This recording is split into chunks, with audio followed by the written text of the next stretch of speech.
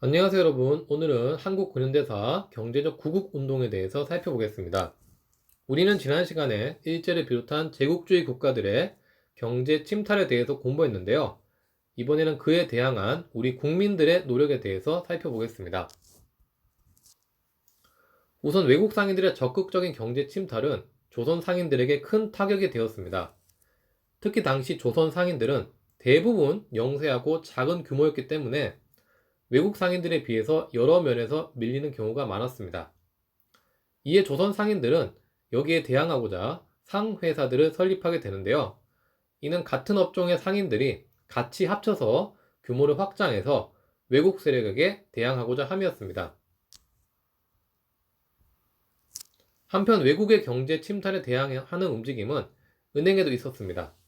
당시 일본 상인들은 영세한 조선 상인들의 상황을 이용해서 돈을 빌려주고 막대한 이자를 가져가는 고리 대금업 활동을 벌였습니다. 이에 조선 상인들도 활발한 자본 활동을 위해서는 은행의 설립이 필요함을 깨달았고 1896년에는 조선은행이 설립되기도 했습니다. 또한 이외에도 한성은행, 대한천일은행 등도 설립되었습니다.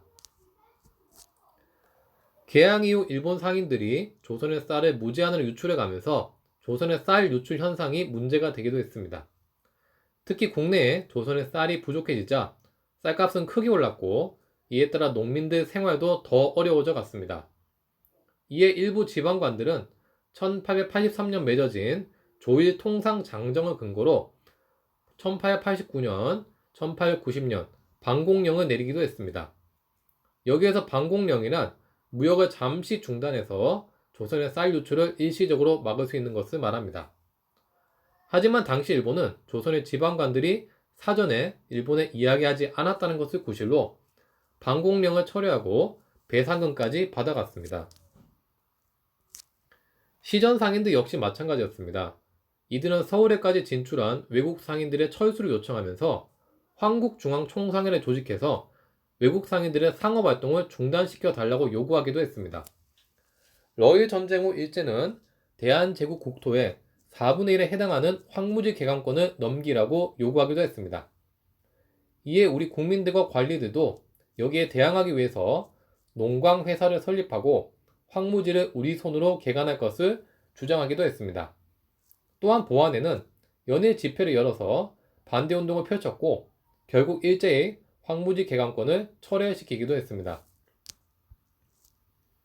당시의 경제 수호 운동으로 국채 보상 운동도 빼놓을 수가 없습니다. 당시 일제는 대한제국의 각종 근대화에 필요한 시설들을 강압적으로 강요하면서 막대한 돈을 빌려주어 대한제국을 빛의 수렁으로 빠져들게 했습니다. 국가가 국가에게 빌려주는 돈을 차관이라고 하는데 당시 차관은 대한제국의 1년 예산치에 맞먹는 1,300만원 수준이었습니다. 이에 김광재, 서상돈 등은 대구에서 일본으로부터 도입한 차관을 국민의 자금으로 갚자는 국채 보상 운동을 전개했습니다.